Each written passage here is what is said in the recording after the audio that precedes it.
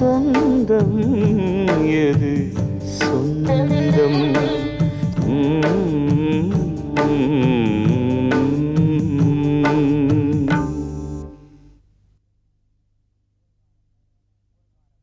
ஊருக்கார பயலுவெல்லாம் எப்படி இருக்கானுங்க? சித்தப்பு என்னை பற்றி ரொம்ப விசாரிச்சிருப்பாரு. ஆமாங்க, உங்களை ரொம்ப விசாரிச்சாரு.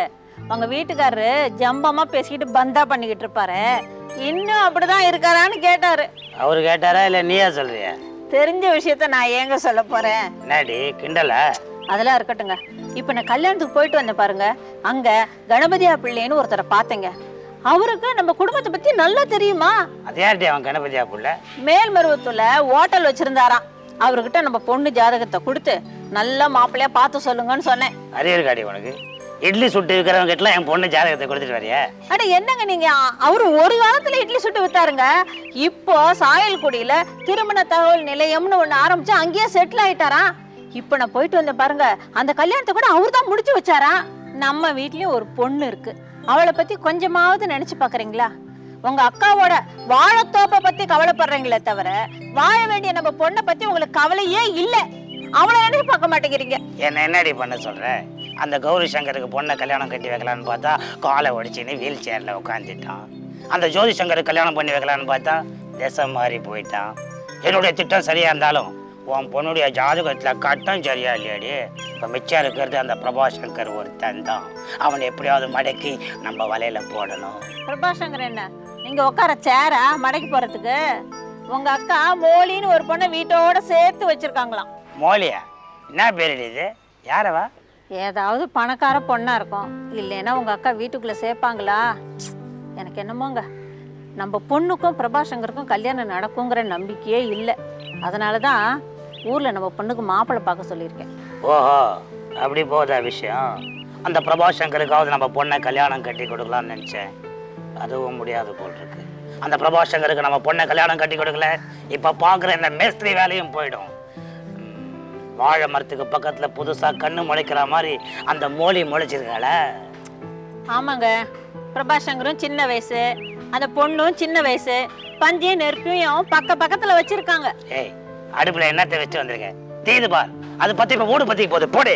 ஆமா, ஏதோ தீர மாதிரிதான் வாசனை வருது.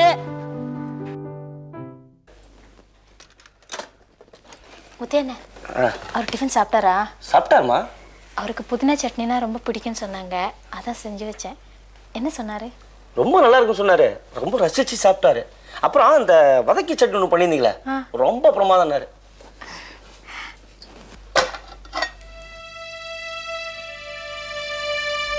என்னண்ணே, 5 இட்லி வச்சிருந்தேன், 3 அப்படியே இருக்கு. அவர் சரியா சாப்பிடலையா? ஆமாம்மா, ஐயா ஷேவ் பண்ணும்போது விரல்ல பிளேட் பட்டுச்சு, காரம் பட்டா எரியுதுன்னு கம்மியாக சாப்பிட்டாரு. இப்படின்னு தெரிஞ்சிருந்தா நானாவது ஊட்டி விட்டுருப்பேன். நம்ம சொன்னீங்க.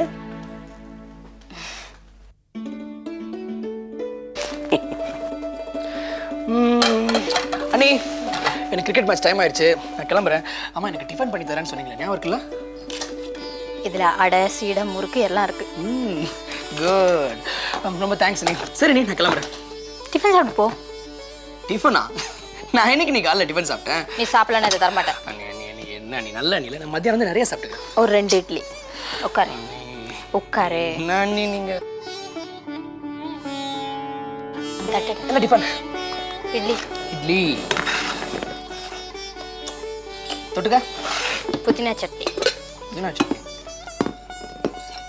சரி போடுங்க, டைம் ஆகுது.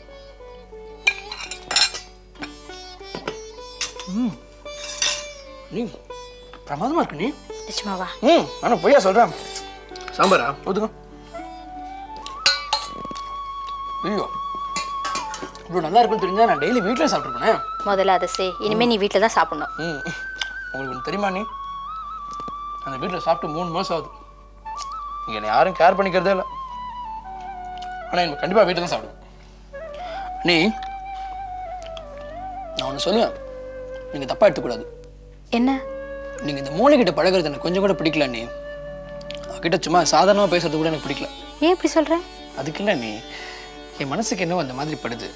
இப்போது உங்கள் சிரிப்பில் ஒரு வெகுளித்தனம் இருக்குல்ல, ஆனால் அந்த பொண்ணு சிரிப்பில் அது இல்லவே இல்லை.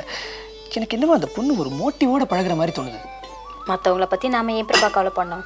நம்ம உண்மையாக பழகுவோம். இரு, காஃபி கொண்டு வரேன். ம்.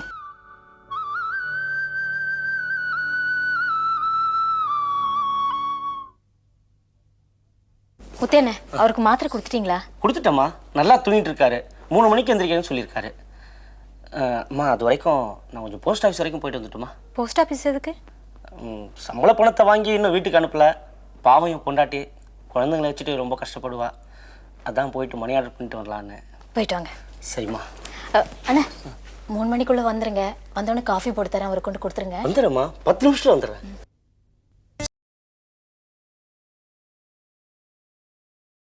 ஆண்டி, உங்ககிட்ட ஒரு விஷயம் கேட்ப தப்பாக எடுத்துக்கூடாது. என்ன, நீ கேட்கறதுலயே ஏதோ விஷயம் இருக்கும் போல இருக்கு. அதெல்லாம் ஒன்றும் இல்லை, ஒரு சின்ன சந்தேகம். அகிலாவை கௌரி என்ன ரூமுக்கு வரக்கூடாதுன்னு சொல்லியிருக்காரு. அதுதான் ஏன்னு புரியல. அவன் எங்களையே ரூம்குள்ளே வர வேண்டான்னு சொல்கிறான். அப்புறம் இவ்வளோ சொல்கிறதுக்கு என்ன இருக்கு? கௌரிக்கு உங்கள் மேலே என்ன கோவம் இருக்குன்னு எனக்கு தெரியாது. ஆனால் அகிலாவை ஏன் ரூமுக்கு வரக்கூடாதுன்னு சொன்னார்? ஐ திங்க் அகிலாவை கௌரி எனக்கு பிடிக்கலன்னு நினைக்கிறேன். ஆமாம் ஆண்டி, தாலி கட்டின பொண்டாட்டிய யாராச்சும் ரூமுக்கு வர வேண்டான்னு சொல்லுவாங்களா? அவனுக்கு மட்டும் இல்லைம்மா, எங்க யாருக்குமே அவளை பிடிக்கல. எல்லாம் உங்க மாமா செஞ்ச வேலை. அவருடைய விருப்பத்துக்கு எடுத்தோம் கவுத்தோன்னு கல்யாணத்தை பண்ணி முடிச்சிட்டாரு. This is too much aunty. என்னதான் கௌரி அண்ணனுக்கு அடிபட்டு இருந்தாலும் அங்கிள் அண்ணன் விஷயத்தில் நடந்துட்டது ரொம்ப ரொம்ப தப்பு. அண்ணன் அகிலாவை அவாய்ட் பண்றதுல ஒரு அர்த்தம் இருக்கு. பின்ன என்ன ஆண்டி, விருப்பத்துக்கு மாற கல்யாணம் நடந்திருந்தாலும் வந்திருக்கிறவ பாக்குறதுக்கு அழகா லட்சணமா உங்களை மாதிரி கியூட்டா அழகா இருந்திருக்கலாம்ல. அட்லீஸ்ட் 50% ஆச்சு இருந்திருக்கலாம் இல்ல? சரி விடு, நடந்து முடிஞ்சதை பத்தி பேசி என்ன பிரயோஜனம்? யார் யார் தலையில என்னென்ன எழுதி இருக்கோ அதான் நடக்கும். தொடான்னு பேசிட்டு இருக்காம போய் ரெஸ்ட் எடு. ரெஸ்டா? எனக்கு எக்ஸாம் வந்துருச்சு, நான் போய் படிக்கிறேன். நீங்க ரிலாக்ஸ் பண்ணிக்கோங்க.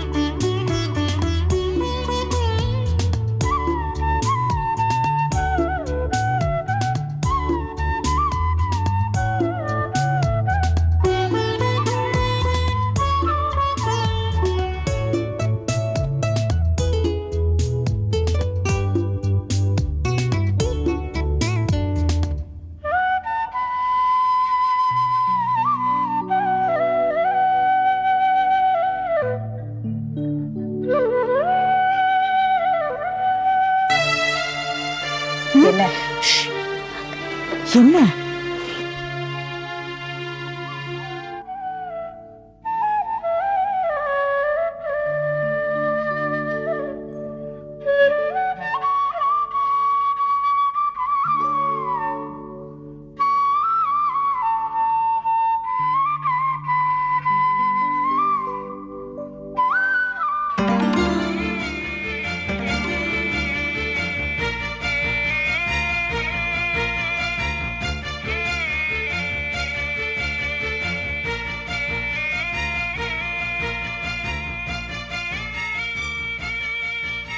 உன்னதான் அவன் ரூம் பக்கம் போக வேணான்னு சொல்லியிருக்கேன்ல, எதுக்காக வர? ஒரு தடவை சொன்ன புரிஞ்சுக்க மாட்டியா? இல்லத்த, இங்கே வந்ததுலேருந்து அவர் முகத்தை ஒரு வாட்டி கூட பார்க்கல. பார்க்கணும் போல் ஆசையாக இருந்துச்சு, அதான். சரி சரி, இதுவே முதலும் கடைசியுமா இருக்கட்டும். ஈவினிங் என்ன டிஃபன் பண்ணியிருக்க? போய் அந்த வேலையை பாரு.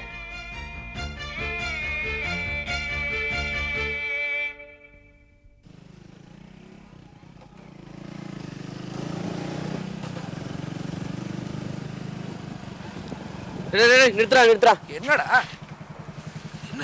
நான் கிளம்புறேன்டா. வேண்டாம்டா, வீடு பக்கத்துல தான் இருக்கு. நான் போயிடுறேன். டோன்ட் வரி, நீ கிளம்புடா. டேய், வீட்டுக்கு போனோடனே மறக்காம உங்க அன்னிக்கு நம்ம ஃப்ரெண்ட்ஸ் சார்பாக தேங்க்ஸ் சொல்லு. ஏன்னா இன்னைக்கு கொடுத்தமிச்சாங்கப்பா ஸ்நாக்ஸ் எல்லாமே எக்ஸலண்ட்டாக இருந்ததுடா. இந்த மாதிரி ஒரு பாசமான அண்ணி கிடைக்கிறதுக்கு நீ கொடுத்து வச்சிருக்கேன்டா. ஓகேடா. டேய், மறக்காம உங்க அன்னிக்கு தேங்க்ஸ் சொல்லணும். படுத்தாதடா போ. பாய்டா.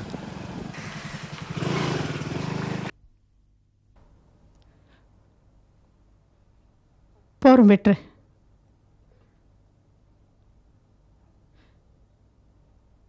இந்த புதினா சட்னி போட்டுக்கோங்க. பிரபா பா, இங்கே வா. என்ன நீ அப்புறம் உன்னை காணவே காணோம்? எங்கே போயிட்டு வர? இல்லைப்பா, நேற்றே சொன்னேன் கிரிக்கெட் மேட்ச் இருக்குன்னு.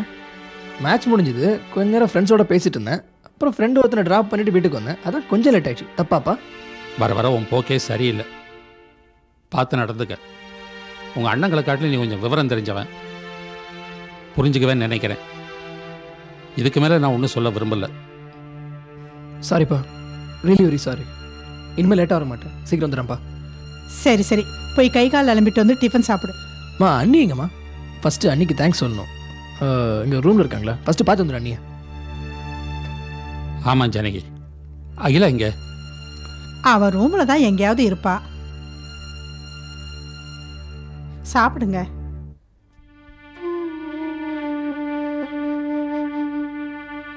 அண்ணி, அண்ணி நீங்கள் செஞ்சு கொடுத்த டிஃபன் ஐட்டம்ஸ்லாம் எக்ஸலண்ட் அண்ணி. அதை சாப்பிட்டு முடிக்கிறதுக்குள்ள என் ஃப்ரெண்ட்ஸுக்குள்ள உனக்கு எனக்குன்னு ஒரு போட்டி நடந்துச்சு. எல்லாருக்கும் பார்த்துச்சா? எல்லாருக்கும் பார்த்துச்சு. ஆனால் என்ன, எனக்கு தான் ஒன்று கூட கிடைக்கல. ஐயோ. எல்லாத்தையும் என் ஃப்ரெண்ட்ஸே சாப்பிட்டாங்க அண்ணி. அப்புறம் எல்லாரும் உங்களுக்கு தேங்க்ஸ் சொல்ல சொன்னாங்க. ஷியாம்னு ஒருத்தர் இருக்கா அண்ணி, வரவில்லை, நான் தான் அவனை ட்ராப் பண்ணேன். அவனை கிளம்போது கூட சொன்னான், டேய் உங்கள் அன்னிக்கு நான் ரொம்ப தேங்க்ஸ் சொல்ல சொன்னேன்னு சொல்கிறேன் அப்படின்ட்டு. ரொம்ப தேங்க்ஸ் நீ, எனக்காக ஸ்ட்ரெயின் பண்ணிட்டு இத்தனை ஐட்டம்ஸ் பண்ணி கொடுத்தீங்க. சும்மா தேங்க்ஸ் எல்லாம் சொல்லி. ஆமாம், நீங்கள் சாப்பிட்டீங்களா? இல்லை, நீங்கள் சாப்பிடல. சரி வாங்க, நம்ம 2 பேரும் சாப்பிடுவோம். எனக்கு பசிக்கல, நான் அப்புறம் சாப்பிட்றேன். நீ போய் சாப்பிடு. ஆமாம், என்னாச்சு உங்களுக்கு? எனக்கு என்னாச்சு? இல்லை, ரொம்ப டல்லாக இருக்கீங்க. என்னாச்சு? அதெல்லாம் ஒன்றும் இல்லை. என்ன ஏதாவது நடந்துச்சா? என்ன நடந்துச்சு? எங்கள் அம்மா ஏதாவது சொன்னாங்களா? ஏய், அம்மா ஒன்றும் சொல்லலை. அண்ணி, நீங்கள் இப்படி தான், நீங்கள் என்கிட்ட நீங்கள் எதுவுமே சொல்கிறது கிடையாது. நீங்கள் நானே போய் தெரிஞ்சுக்கிறேன். பிரபா, பிரபா இங்கே வா.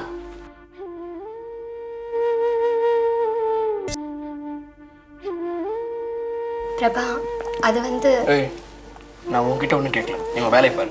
பா, இவங்க 2 பேரும் சேர்ந்து அண்ணி ஏதோ சொல்லியிருக்காங்க. என்னன்னு கேளுங்க. ஜானகி, பிரபா சொல்கிறதெல்லாம் உண்மையா? என்ன நடந்துச்சு? அவளை ஏதாவது சொன்னீங்களா? என்ன ஆளுக்காளு கைதியை விசாரிக்கிற மாதிரி விசாரிச்சுக்கிட்டு இருக்கீங்க? ஆமாம், நான் தான் கடுப்பா 4 வார்த்தை கேட்டேன். கௌரி சங்கர் நம்மளையே அவர் ரூம் பக்கம் வர வேண்டான்னு சொல்கிறான். இவ திருட்டுத்தனமா ரூமில் போய் எட்டி பார்த்துக்கிட்டு இருக்கா. போகட்டும், பார்க்கட்டும், நான் வேண்டான்னு சொல்லலை. கௌரி சங்கர் அவன் ரூம் பக்கம் போனாலே எதையாவது கையில் கிடைச்சா தூக்கி அடிக்கிறான். நாளைக்கு ஏதாவது அடித்து காயம் பட்டுச்சுன்னா அதனால தான் ரூம் பக்கம் போக வேண்டான்னு சொன்னேன். இதில் என்ன தப்பு? என்ன ஜானகி பேசுகிற? நமக்கு கல்யாணம் ஆகி 30 வருஷம் ஆகுது. பிஸ்னஸ் விஷயமா நான் வெளியூர் போகும்போதெல்லாம் நைட்டு தவறாமல் ஃபோன் பண்ணிடுங்க, வேலை முடிஞ்சதும் உடனடியாக ஊர் திரும்பிடுங்கன்னு மூச்சுக்கு 300 தடவை சொல்லி அனுப்புவேன். உனக்கே இப்படி இருக்கும்போது கல்யாணம் ஆகி வந்ததுலேருந்து புருஷ முகத்தை இன்னும் ஒரு நாள் கூட அவள் சரியாக பார்க்கல. அகிலா மனசு எவ்வளவு பாடுபடும். அதுவும் தவிர கட்டின புருஷன் அவள் பார்க்க போறா. அதை தடுக்க நாம யாரு? நல்லா கேளுங்கப்பா, கொஞ்சம் கூட நாகரிகம் இல்லாமல் நடந்துக்கிட்டேன். அங்கிள், ஆக்சுவலாக என்ன நடந்ததுன்னா, பெரியவங்க பேசிட்டு இருக்காங்கல்ல, இது எனக்கு தேவையில்லாத வேலை. பேசாமல் சாப்பிடு. ஏய், அவளை ஏன்டா கோவிச்சுக்கிற? நீயும் உங்கள் அப்பாவும் அவளுக்கு சப்போர்ட் பண்ணுறதுன்னா பண்ணுங்க, இல்லை தலையில தூக்கி வச்சு ஆடுறதுனாலும் ஆடுங்க. மா ப்ளீஸ், உங்கள் வாயில் இந்த மாதிரிலாம் சொல்லாதீங்கம்மா. அவங்க இந்த வீட்டுக்கு மருமகளா எனக்கு அண்ணியா வரதுக்கு நம்ம எவ்வளோ கொடுத்து வச்சிருக்கணும் தெரியுமா? இப்போ நம்ம கௌரி இருக்கிற நிலைமையில அவனை கல்யாணம் பண்ணிக்கணும்னா அதுக்கு எவ்வளோ பெரிய மனசு வேணும், முதல்ல அதை தெரிஞ்சுக்கங்க. போதும், நிறுத்தடா. ஜானகி, இனிமே இந்த வீட்டில் அகிலாவோட பேச்சுக்கோ விருப்பத்துக்கோ எதிராக எதுவும் நடக்கக்கூடாது. ஞாபகம் வச்சுக்க. என்னடி என்னமோ 2 பேரும் அப்படி குதிச்சுட்டு போறாங்க? இருக்கட்டும் இருக்கட்டும், நீ சாப்பிடு, நான் பார்த்துக்கிறேன்.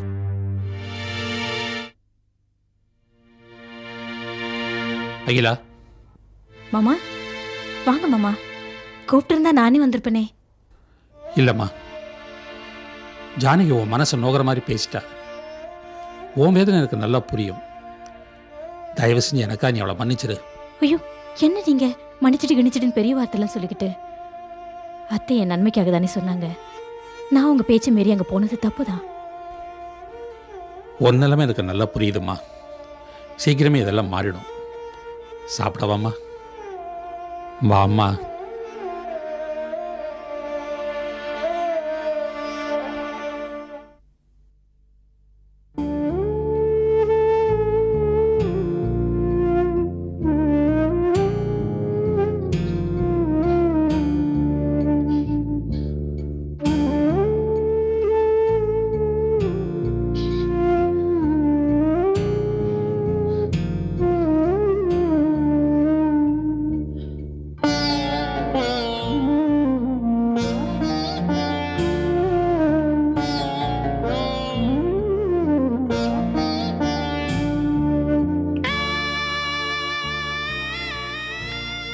வாங்கப்பா.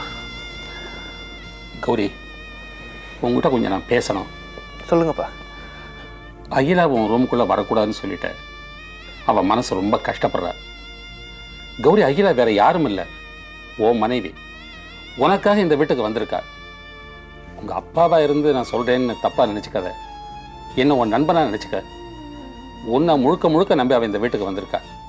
அவகிட்ட கொஞ்சம் நீ அன்பாக நடந்துக்க. எனக்கு புரியாமல் இல்லைப்பா. பட் கொஞ்ச நாளைக்கு என் போக்கில் என்னை விட்டுருங்க. இல்லைப்பா, நீ இந்த ரூம்லேயே அடைஞ்சு கிடக்கக்கூடாதுங்கிற ஒரே காரணத்துக்காகத்தான் அகிலா உனக்கு கல்யாணம் பண்ணி வச்சுருக்கோம். எங்களையும் அகிலாவையும் கொஞ்சம் புரிஞ்சுக்க முயற்சி பண்ணப்பா. என்னை கொஞ்ச நேரம் தனியாக விட்டுருங்கப்பா. சாரிப்பா, ப்ளீஸ்ப்பா, என்னை கொஞ்ச நேரம் தனியாக விட்டுருங்க ப்ளீஸ் ப்ளீஸ். சரிப்பா, நீ ரெஸ்ட் எடுத்துக்க. நான் அப்புறமா உன்னை மீட் பண்ணுறேன்.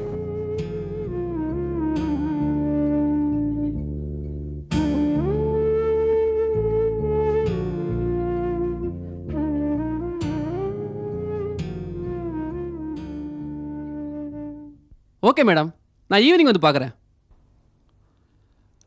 Good morning doctor. வாங்க சார், உட்காருங்க. Thank you. How are you? Fine doctor. மேரேஜெல்லாம் எப்படி நடந்தது? நல்லா நடந்தது. கௌரி எப்படி இருக்கார் இப்போ? அது விஷயமா தான் இப்போ உங்கள்கிட்ட நான் பேச வந்திருக்கேன். கல்யாணமானால் கொஞ்சம் கொஞ்சமாக குணமாகும்னு சொன்னீங்க. ஆனால் கௌரியோட உடம்புலையும் மனசுலையும் எந்த விதமான மாற்றமும் இல்லை. இன்னும் சொல்லப்போனால் நிலைமை முன்ன விட ரொம்ப மோசமாக தான் போய்கிட்டு இருக்கு. ம், அப்படியா? ஒய்ஃபுக்கிட்ட அவர் எப்படி நடந்துக்கிறாரு? எங்க டாக்டர், ஒய்ஃபை ரூமுக்குள்ளே வரக்கூடாதுன்னு சொல்லிட்டான். பாவம் அந்த பொண்ணு, ரொம்ப நல்ல பொண்ணு. எல்லாத்தையும் பொறுமையாக தாங்கிக்கிட்டு இருக்கா. நல்ல குடும்பத்திலேருந்து வந்தவ, குணத்தில் தங்கம்.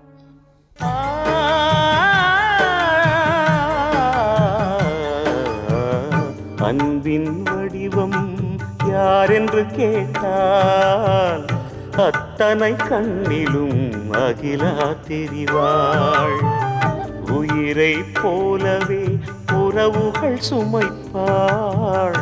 உங்களை மறைத்து பூக்கள் தருவாள். நிலவை பார்ப்பாள், கரையை பாராள்.